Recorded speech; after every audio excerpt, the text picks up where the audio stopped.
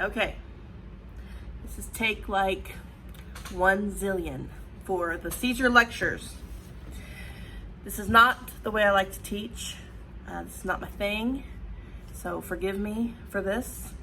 You do not have to watch these, and please don't ever subject yourself to them if you don't need them. But this is basically how I would teach Caesar if you were here.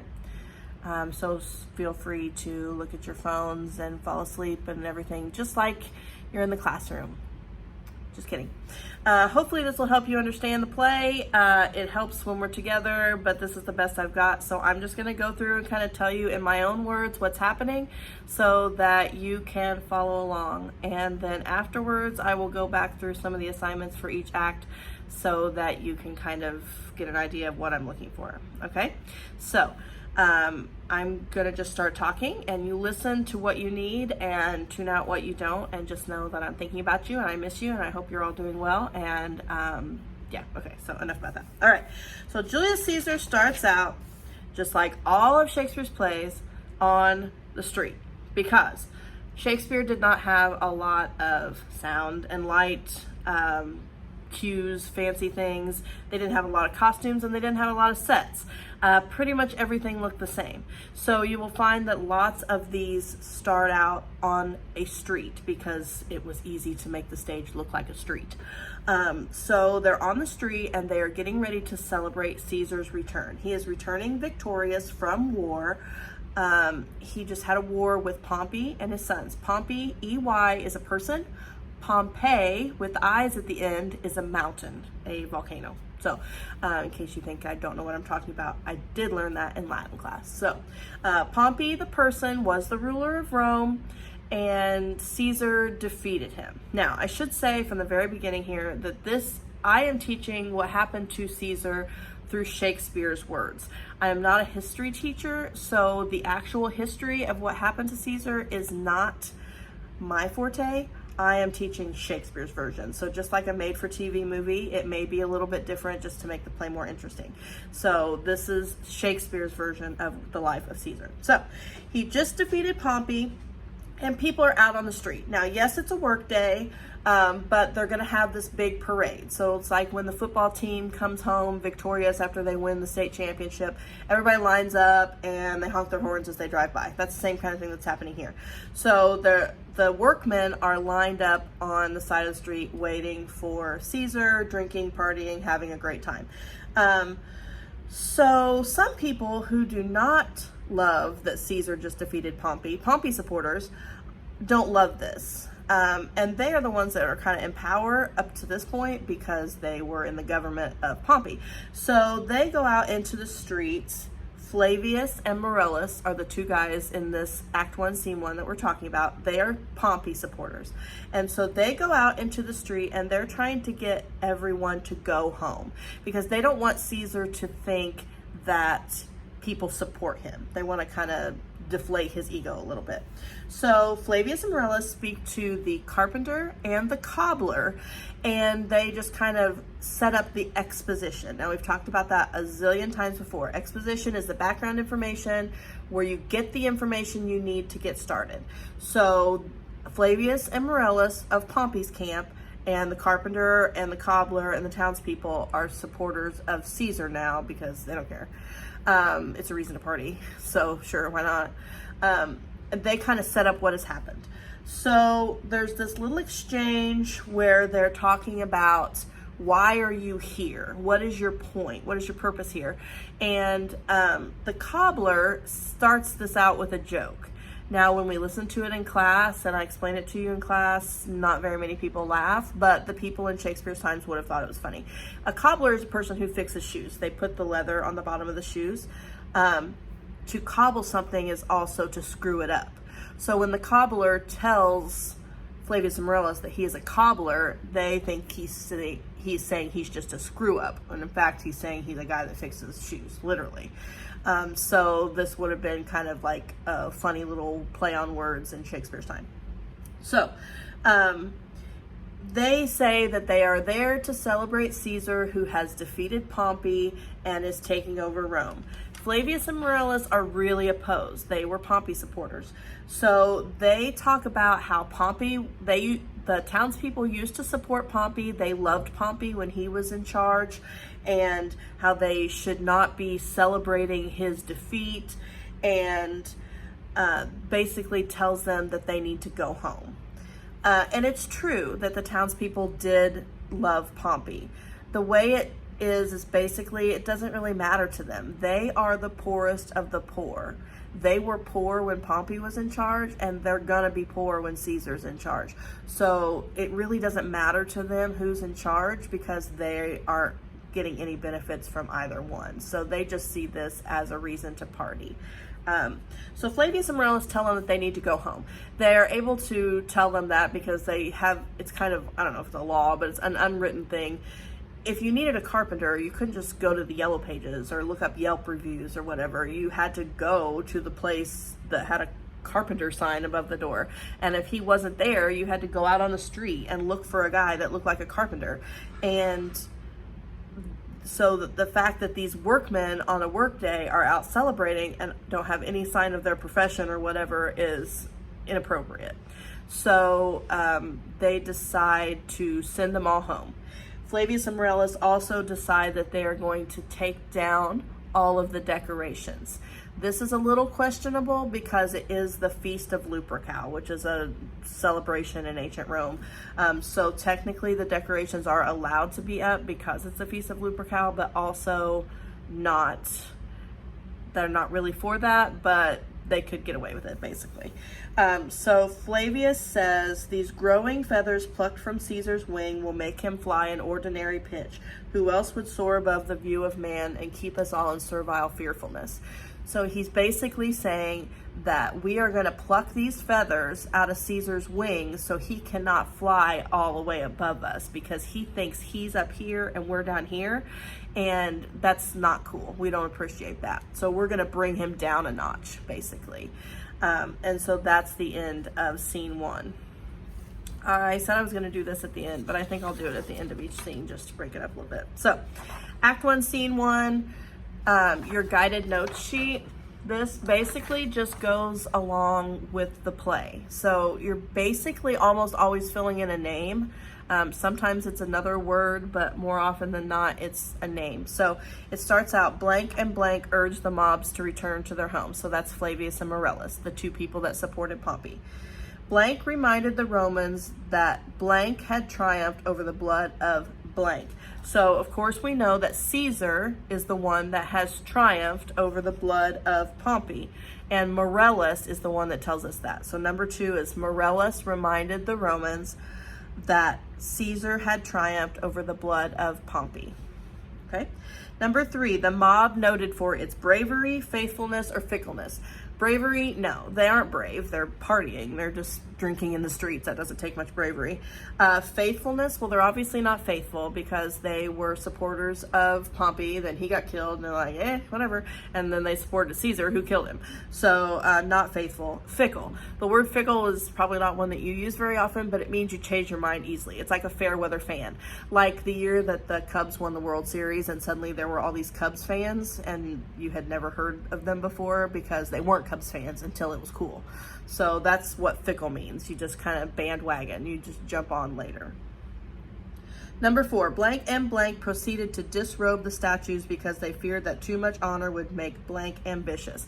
So again, Flavius and Morellus, they're the Pompey guys, and they're going to take down the decorations so that Caesar doesn't think that anyone cares about him. So when he comes back, there won't be any people, there won't be any decorations, and he will think that nobody cares.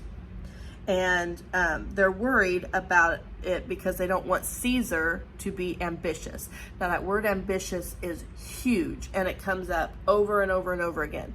Now for you to be ambitious is good. It's probably a compliment. It means that you are willing to work hard and do what you need to do to be successful.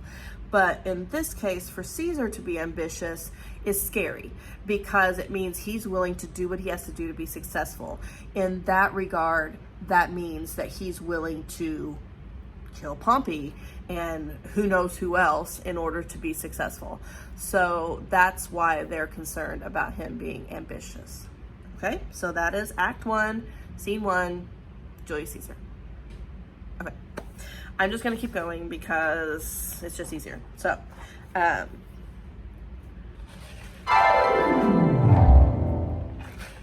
right.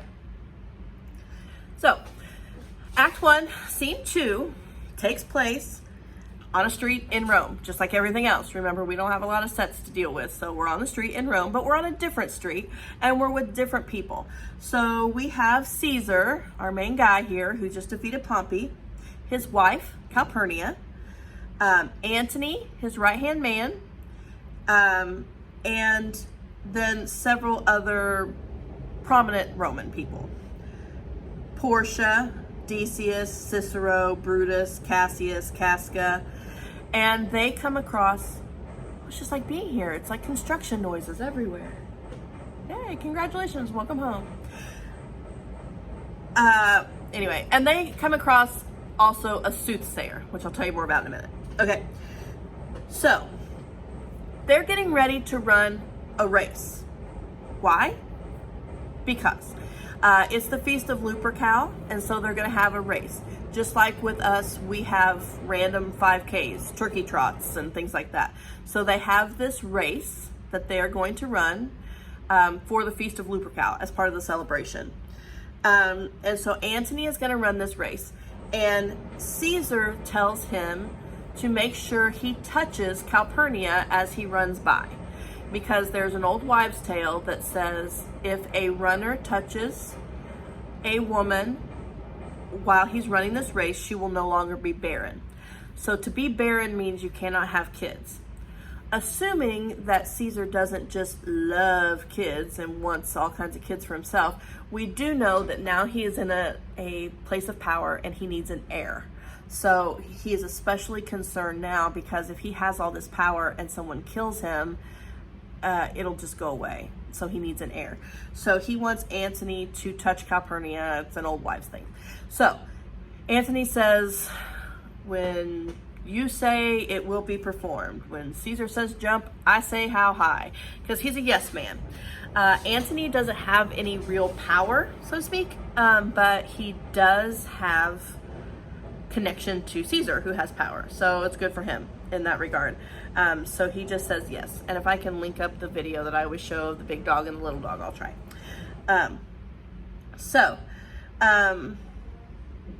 They're getting ready to run this race. And a soothsayer, who's kind of like a fortune teller, a seer, it's this old guy that sees the future. And he comes up to Caesar and he says, beware the Ides of March. Now the Ides of March is like March 15th. The Roman calendar is screwy. They didn't number off the specific days.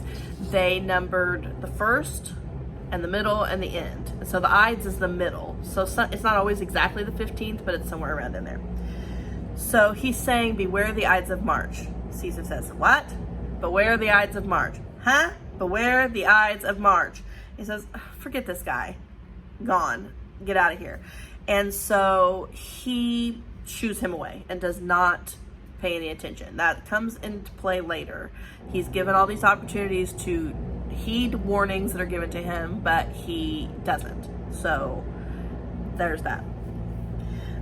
So they get on, and Caesar and Antony and the whole entourage leave the stage to go to this race. And they leave behind Brutus and Cassius.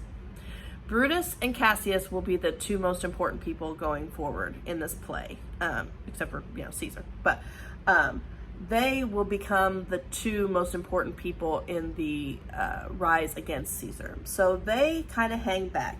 And Cassius is the one who's instigating this. And he says, I do observe you now of late. I have not from your eyes that gentleness and show as love as I am wont to have. Now, before you get too concerned, this is not a romance. There's nothing crazy going on here. Brutus is married to Portia. They're just friends. They may be related in some way, actually.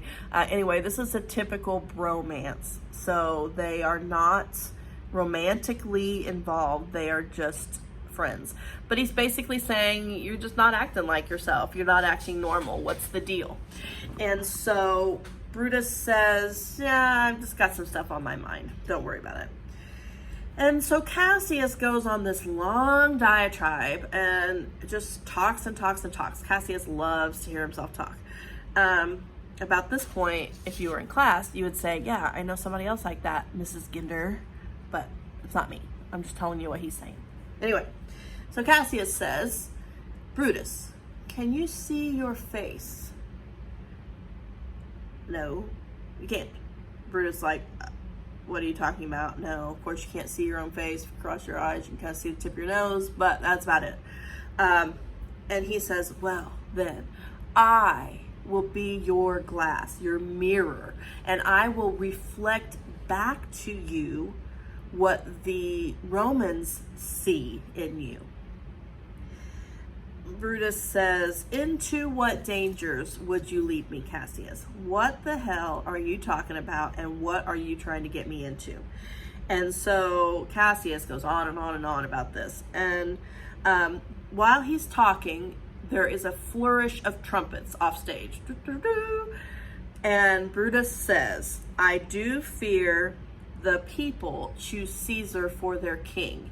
Now, Caesar's already kind of in charge, but Rome does not have a king. It's a republic. It's similar to the government structure we have. There's a senate. There's a guy in charge, but he doesn't have ultimate power.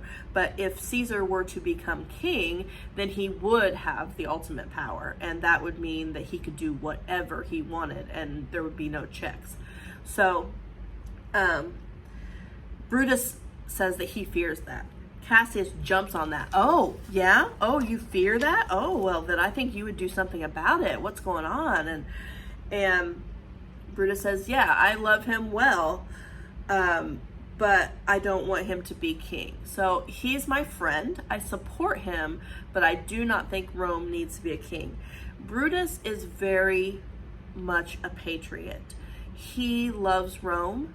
He would do anything to protect the Roman people, literally anything. And so this is a big deal to him, to make sure Rome remains a sovereign state where they can have the Senate and they're free and they have some say. So Cassius goes on this long talk about all these things, and he talks about, I was born as free as Caesar, and so were you. There's no reason Caesar should be this important, fancy person versus us. And he starts telling stories about Caesar. He says, one time we were at the Tiber, which is a river, and we were walking along the shores, and Caesar said, I bet you I can swim across this river faster than you. And so they jumped in the river and swam, and Caesar got about halfway across, and he started to cry that he was going to drown, and Cassius had to drag him back up on the shore. And one time he was sick, and of course we all know man flu, sincerely so much more severe than when a woman gets sick. But he says that Caesar was sick, and so he was crying, somebody give me a drink, I'm gonna die, man flu. And so basically trying to say, why is Caesar so special? He's not any more special than you or I, so why should he be king? And so he's trying to kind of just get these ideas against Caesar in Brutus's mind. And Brutus is sort of half listening, but not totally. I thought somebody was knocking, but they're just hammering. This is just what life is like around here. Anyway, so I digress. So Brutus is sort of half listening, but not totally listening, because he knows Cassius is kind of a chat kind of guy. And so there's another flourish of trumpets. And Brutus is like, yikes, wonder what's going on. And so Cassius starts talking again, and he says, the fault, dear Brutus, is not in our stars, but in ourselves, that we are such underlings. So you've maybe read that book, The Fault in Our Stars, or whatever. The fault in our stars means that we were destined to have these problems. Cassius is saying we were not destined to have these problems. It is our fault because we are not fighting back.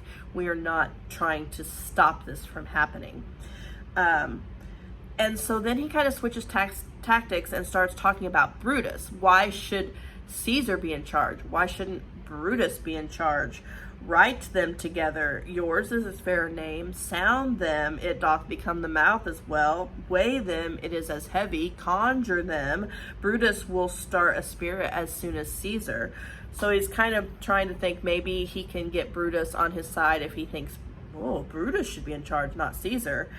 But Brutus is still only half listening. Then Cassius says, well, there was a Brutus at one point who would have brooked the eternal devil to keep his state in Rome as easily as a king. So he's basically saying, you have ancestors who would have taken care of this situation.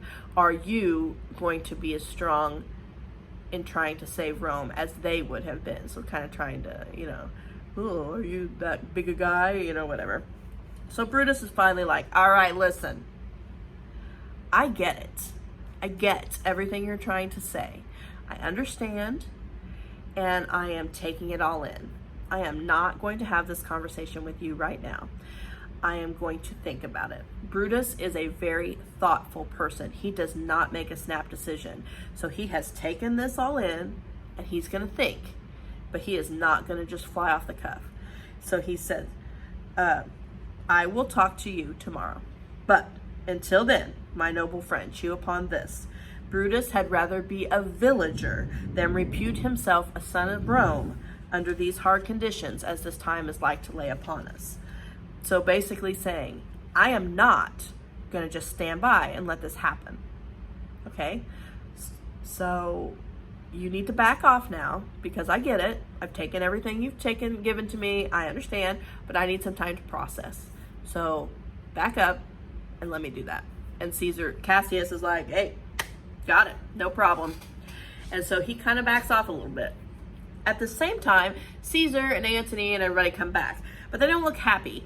They look like a chidden train, which if you can think back to elementary school, whenever your teacher would yell at you and you actually felt sorry and didn't want your teacher to be mad at you, that's what they look like. They're looking down and they're kind of sorry and whatever. So Brutus says, the angry spot doth glow on Caesar's brow, which when I was a child, my mother would always tell me to raise my eyebrows when I got mad, because when you get mad, you get this angry spot right there where you get all wrinkly, you get a mean face. If you raise your eyebrows, it goes away. Now, I'm still mad, but I look ridiculous being mad, so I guess you eventually just give up, whatever. But that's what Caesar looks like. He's got an angry spot. And the rest look like they're in trouble and they're sorry and they don't want to look up. Calpurnia's cheek is pale. Cicero looks fiery. And so they have this buddy named Casca that they're going to ask what happened. So everybody kind of walks by and Caesar is talking to Antony. And he just makes this off-the-cuff remark to Antony as he's walking past that they ought to keep their eyes open for Cassius because he has a lean and hungry look. Now, Cassius is not hungry for a cheeseburger. He's hungry for power. And so Caesar is basically saying we need to keep our eyes on him because he may prove to be an issue later on. Antony says, you don't need to be afraid of Cassius. And Caesar's like, oh, wait, look. I am Caesar. I am perfect. I am not afraid of anything or anyone. I'm just saying that maybe you should look out for him because he might be someone that could be dangerous. But I am perfect and wonderful, and so I don't have any problems. But maybe you should watch yourself. Because Cassius will never be happy if he sees anyone who is greater than himself. So he's not going to be happy unless he has all the power. So he's always going to want to have more. Okay, so everybody leaves and they get Casca. And Casca's one of those friends who just kind of tells it like it is. He's not mean, but he doesn't sugarcoat things. He just says it straight. And one way you can tell, if you're looking at a textbook or the text, see how when Caesar's talking, it's blank verse. It's all poetry. But when Casca starts talking, it's just a regular paragraph. It's in prose. We'll talk more about that later. But one reason Shakespeare didn't just like get tired and decide, oh, I'm going to give this iambic pentameter crap up for a little while. He did it to show that there's nothing flowery about Casca. He's very to the point. He just tells it like it is. So they get Casca and they ask him what happened. And so he says that after the race, Antony won, of course, duh. And he was given like a crown of flowers, whatever, as he won. And so he offered this crown of flowers to Caesar to kind of test the waters to see how people felt about him and whatever. So, and Caesar says, oh no, I couldn't possibly, and he pushes it away. But the townspeople were supposed to encourage Caesar to take the crown, and that would mean that they wanted him to be king. Instead, they cheer because he doesn't take the crown. That kind of pisses Caesar off. That was not the plan. And so Antony does it again, and he offers him the crown, and Caesar says, oh no, I couldn't possibly, but Casca says you could tell he wanted to grab a hold of that crown. Oh no, I couldn't possibly. And so this people react the same way. They do not want him to be king. And so Caesar's starting to get really agitated at this point. And so Antony offers it a third time. Now that's what all these trumpet things were that we were hearing during this long Cassius speech. All these times that they were offering him the crown and he was saying no. So the third time he offers him the crown, he says, no, I couldn't. He said, but you could tell he really wanted it. Like he really wanted to keep it. And after they again said that they did not want him to do that, he basically freaks out and he throws open his toga, I guess, I don't know, throws open his shirt and hands over the dagger and says, what, you don't love me? You don't want me to be your king? You don't think I'm good enough? Well, that's just fine. Just go ahead and kill me now then. If that's the way you feel, just fine. Just kill me. Just kill me now. And everybody's looking around like, ooh, he's lost his mind. And so obviously the only thing you can do after you've completely embarrassed yourself in front of the whole town is fake a seizure. So he fakes a seizure and falls over. When he comes to, he says, oh gosh, I hope I didn't say anything amiss or blah, blah, blah, blah, blah. And everybody's like, okay. And he said there were some women who were like, oh, it's fine. But, you know, he could have killed their mothers and they would have been like, no big deal. So anyway, yeah. So Caesar had a total meltdown. And that's why everybody's kind of all freaking out and like, ugh, yikes. Don't want to look at him or whatever because he freaked out. And now it's just like after your mom has one of those mom meltdowns and nobody wants to talk to her because they don't want to set her off again. That's kind of where it's at. So they're like, oh man. And Cassius thinks this is great. I mean, he hates Caesar. And so this whole embarrassing Caesar thing he thinks is awesome. And so he just wants to know more and more. He says, what about Cicero? Did Cicero say anything? Yeah, he spoke Greek. Oh, what did he say? He's like, I don't know. He spoke Greek. I can't understand Greek. If you've ever heard anybody say, I don't know, it was Greek to me, that means they cannot understand it because it's another language. It's not a language they understand. So he's like, yeah, I don't know, whatever. I couldn't understand it. He's like, oh yeah, one other thing. Flavius and Morellus, remember them from Act 1, Scene 1? They took down all the decorations. Well, yeah, they were put to silence, which means possibly exiled from Rome, possibly killed. So Caesar is serious about these decorations. He wanted those. So they got in pretty big trouble for that. So Cassius says, oh, Casca, let's have supper tonight. Casca's like, nah, I'm busy. And he's like, okay, what about tomorrow night? He's like, yeah, fine. If you've got a decent dinner and I can't come up with anything better to do, then we can have dinner. Fine, whatever. And so he leaves. Cassius says, this rudeness is a sauce to his good wit, which gives men's stomach to digest his words with better appetite. We all have that friend you would not ask if these pants make your butt look big. You just wouldn't ask. And that's Cassius. No, Casca. That's Casca, because he is very blunt. He just says it like it is. So Brutus is like, well, I've had enough for today. I'm going home. Cassie's like, yes, until then, think of the world. Brutus is like, yeah, okay. And so he takes off, and Cassius is on stage by himself. And he's still talking out loud, because otherwise, how would we know? And so he says, if I were Brutus now and he were Cassius, he should not humor me. So I wouldn't be totally sold yet if I were him either. I will this night in several hands in at his windows throw, as if they came from several citizens, writings, all tending to the great opinion that Rome holds of his name, wherein obscurely Caesar's ambition will be glanced at. So he's going to write anonymous letters, and he's going to say, Dear Brutus, we love you. We think you're great. You're so fun. We should kill Caesar. Your shoes always match your toga. You're a really cool guy. Let's kill Caesar soon. Love, love, love the Roman citizens.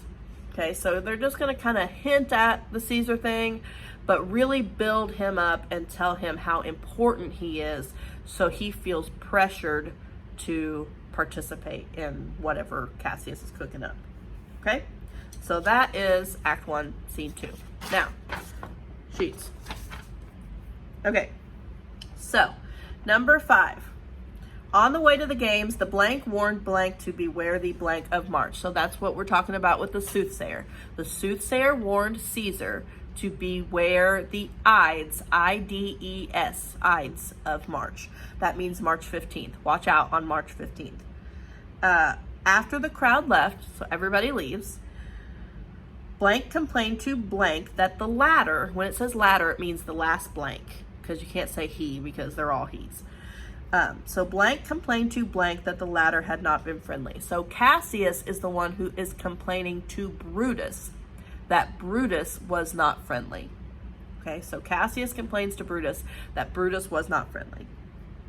7, Brutus replies, so he's talking back to Cassius, they're having a conversation, that he was happy? No.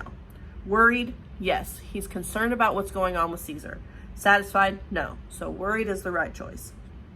Number 8, when blank suggested to blank that the latter should use his eyes. This is when Cassius is going through this whole can you see your face thing. No, you can't see your own face. So when Cassius suggested to Brutus that Brutus should use his eyes, Brutus suspected a plot. He says, into what dangers would you lead me, Cassius? So he wants to know what you're trying to do. Number 9, Brutus hoped, wished, or feared that blank would be made king. Well, we all know Caesar is the one who's trying to make himself king. And Brutus fears it. He does not want Caesar to be king. Even though he likes him, he does not want him to be king. Sorry, my nose is itchy. Although blank was envious of Caesar. So, between Cassius and Brutus, it's obvious that Cassius is envious of Caesar. He is the one who wants all of Caesar's power. He is concerned for himself, not the Roman people. So although Cassius was envious of Caesar, blank liked him personally. Brutus says, he is my friend. I love him. He's my friend. But I do not want him to be a king because that is bad for Rome. Okay, so number 11. Now we're returning from the games. So when Caesar and his buddies come back from the games, blank remarked that blank was dangerous because he had a lean and hungry look. This is when Caesar's walking by and he says that Antony should watch out for Cassius because he has a lean and hungry look. He's not hungry for cheeseburgers. He's hungry for power, and you need to watch out. He told Antony, he being Caesar, told Antony that such men as Cassius were never satisfied if they saw anyone greater than themselves. So he's not going to be satisfied as long as someone else has more power than he does. Later, blank joined blank and told them what had happened. So after Caesar and the whole group go by, they get Casca. So Casca joined Cassius and Brutus and told them what had happened. Number 14. So while they were at the race, after he won, Antony offered Caesar the crown, and Caesar refused it. So he said, no, I couldn't possibly, because he wants them to be the ones that are clamoring for him to be king. He doesn't want to push it on them. He wants them to bring it out, so that it's like, I just was doing what the people wanted, not I was just doing what I wanted. But they don't do it, so he gets mad. When Cassius invited Casca to dine with him the next day, he says, hey, Casca, have dinner with me tonight. He says, no, I'm busy. He says, hey, have dinner with me tomorrow.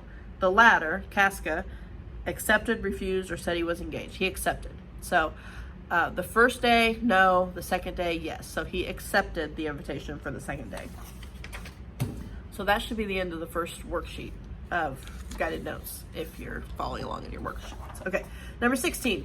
Blank also informed them that blank and blank had been banished for removing decorations from the statues. So Casca also brings up the fact that Flavius and Morellus from Act 1, Scene 1, that took down the decorations, they have been banished or exiled or possibly even killed for taking down those decorations.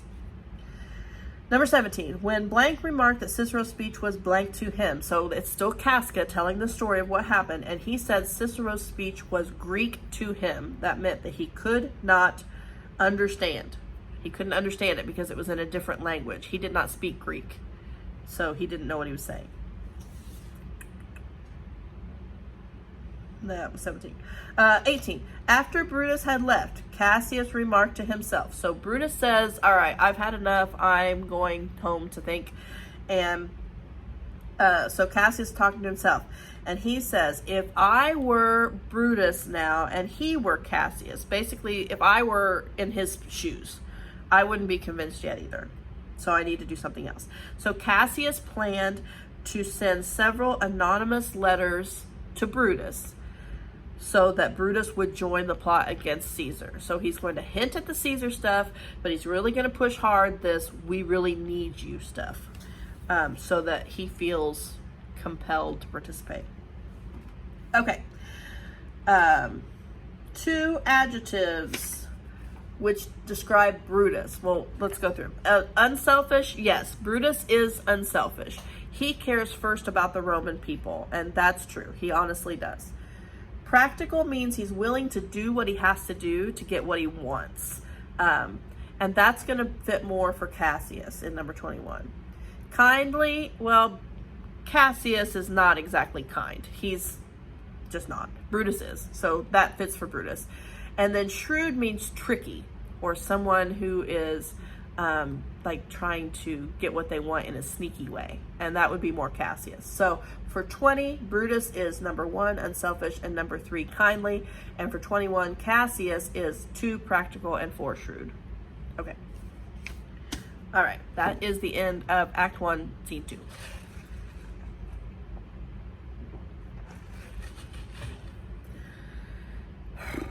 Okay. Act 1, Scene 3. Okay. So now, guess where we are? We are on a street in Rome. Surprise. I know. Shocking. So, but now we have Cicero, which remember, he's the Greek speaker. He's an old guy. He's a senator. He's somebody that they just really respect. Like, they just really appreciate him. And Casca, he's the one that told us what happened before. And there's this crazy storm going on. So just like today, there are 2 old guys sitting around talking about the weather. But this isn't just like a bad storm. Like, there's some crazy stuff happening. Casca says either there is a civil strife in heaven, or else the world too saucy with the gods incenses them to send destruction.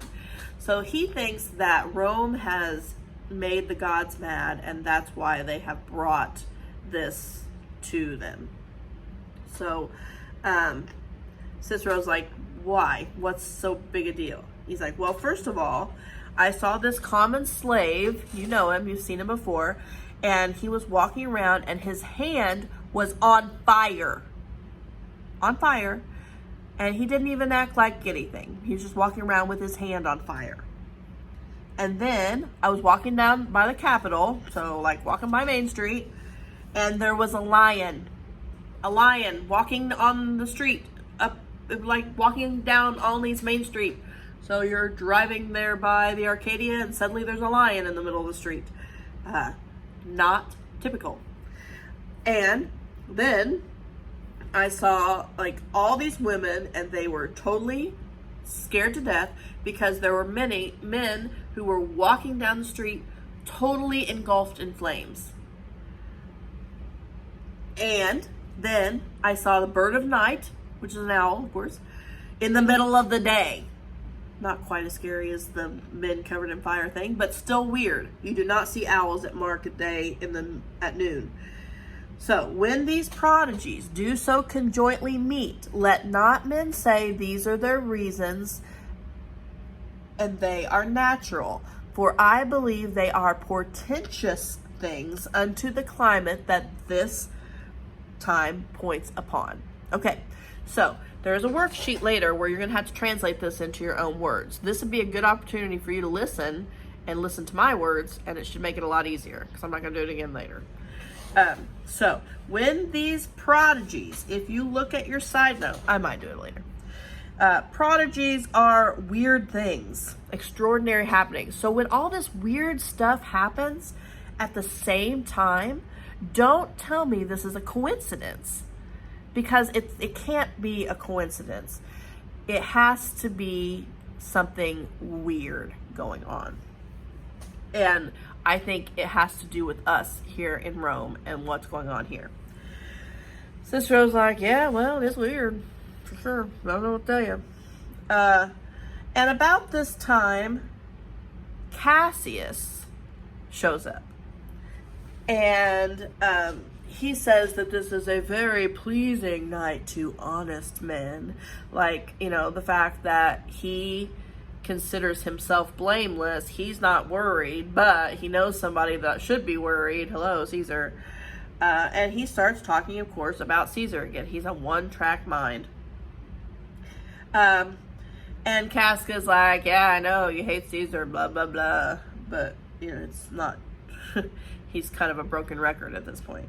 Now could I, Casca, name to thee a man most like this dreadful night that thunders, lightens, opens graves, and roars as doth the lion in the Capitol? A man no mightier than thyself or me in personal action, yet prodigious grown and fearful as these strange eruptions are. Yes, Cassius, we know. You hate Caesar. He's like, yeah, no. Let's not put any names to it. Everything's fine. It's fine. Just having a conversation here. Casca's like, yeah, well, I heard that the senators mean to establish Caesar as king, and he shall wear his crown by sea and land everywhere except Italy. So they are going to make him king of the countries that Italy controls, but not actually of Italy. Now, if you've ever studied the theory of containment when you're talking about communism, if there's a free country in the middle and all these countries around it are communist, they are worried for this middle country because they don't want it to fall from the pressure surrounding it. So if Caesar is going to be king all around here, but not in Italy, they will be concerned because he might take over Italy and it would be very easy for him. Cassius says, I know where I will wear this dagger then. Of course, at this time, it was very noble to take your life. And if you didn't believe in what was going on. Not very practical. Couldn't do much about it after that. But that basically is what he's saying, that he would rather kill himself than live with Caesar as a king. That part of tyranny that I do bear, I can shake off at pleasure. Cats, because yeah, so can anybody else. Doesn't make you very special. Cassius says, it's really not Caesar's fault that he's acting this way. I know he would not be a wolf, but that he sees the Romans are but sheep. He would be no lion if not the Romans' hind. So he's basically saying it's our fault. Again, the same argument he's used. It is our fault that we are allowing him to have this much power. We need to fight back. And he's like, oh, well, perhaps I speak this before a willing bondman. Maybe you want to be Caesar's slave. I should watch what I say. Casca's like, no. All right. You speak to Casca and to such a man that is no fleering telltale, not a tattletale, not a rat or snitch. I'm not going to tell on you. I'm not going to run back to Caesar. He says, I will set this foot of mine as far as who goes farthest. So I'm willing to do whatever you're willing to do in order to keep this from happening. And so they shake hands, and he's part of this group now. And so Cassius tells Casca that there are other men who are included in this group who are going to be meeting with him shortly, and they're going to go talk about it, so he should come with them. Cinna shows up, who's another one of those men, and he's looking for Cassius, and he's like, hey, where you been? What's the deal? Look at the storm, isn't this crazy? Blah, blah, blah. And Cassius just wants to know why, if everybody's waiting for him, which of course they are. And he gives the letters to deliver to different places where Brutus will find them. Remember, he talked about that at the end of the last scene, that he would give those letters. So that's, he's going to deliver those now. And then they are going to go talk to Brutus. So they're actually going to try to go get Brutus to sign up with them again now. Cassius says of Brutus, 3 parts of him is ours already, and the man entire yields him ours. He's almost there. He's almost to where he's convinced, but not quite. So we need to go see him again and try to seal the deal. Casca says, he sits high in all the people's hearts, and that which would appear offense in us, his countenance, like riches alchemy, will change to virtue and worthiness. People love Brutus. Brutus is just a trustworthy guy. He always has the Roman people's number 1 interests at heart, and so they love him. They are just obsessed with him. They think he's great. Cassius really needs Brutus to be part of this in order to be successful. If you're an older sibling, you might think about a time that you did something and your parents were like super grouchy about it, but if your younger sibling were to do it, they'd be like, oh, they're so cute, everything's fine, whatever, and they get away with everything. That's the way Brutus is. Brutus gets away with stuff that Cassius would not get away with because people just like him better. So Cassius knows that he needs Brutus to be part of the group, or else it's not going to work. So that is the end of Act 1, Scene 3. Act 1, Scene 3. Oh, here it is. Okay. Number 22. All right. Number 22. Casca remarked that he heard that the blank meant to establish blank as king. So the Senate is going to establish Caesar as king. Not in Italy, but everywhere else. Cassius replied if this were done, he intended to kill himself.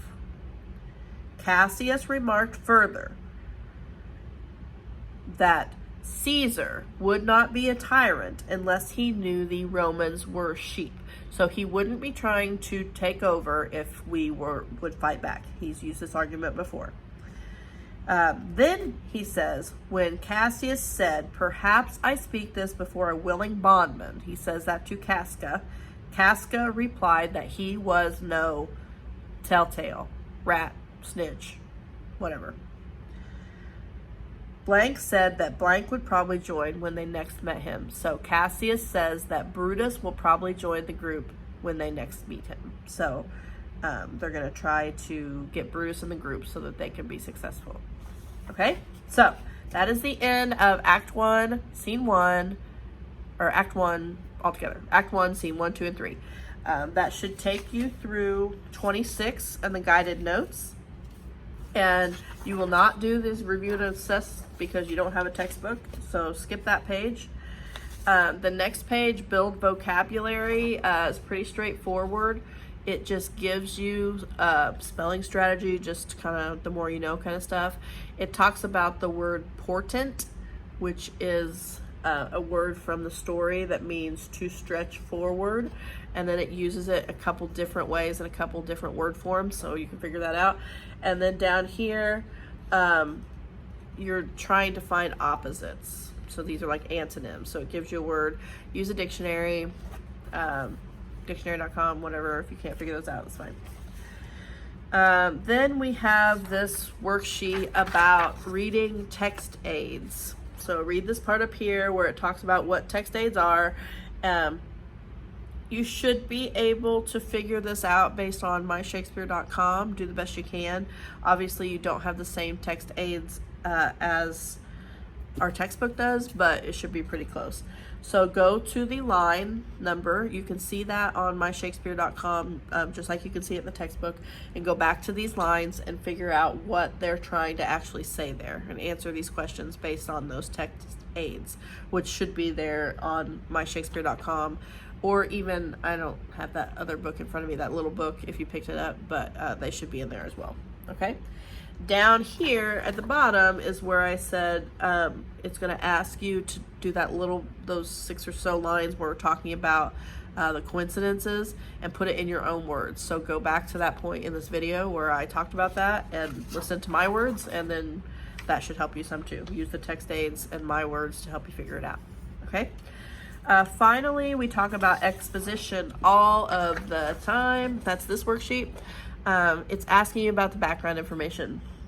So it's asking you first about the physical setting. What does it look like? Where are we?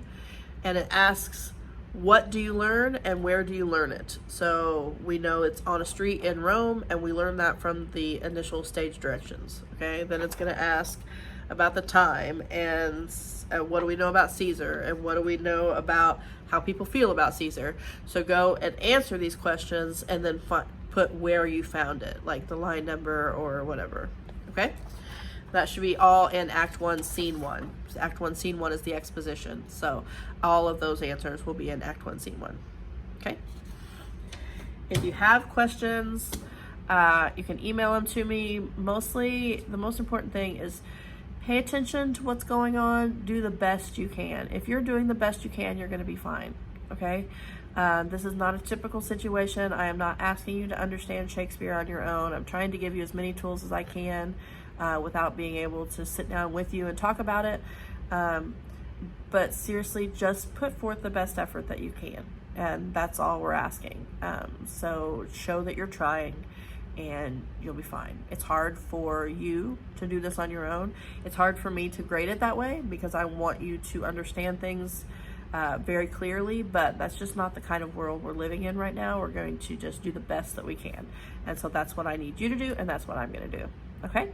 So I'm going to take a little break, and then I will record the Act 2 video now.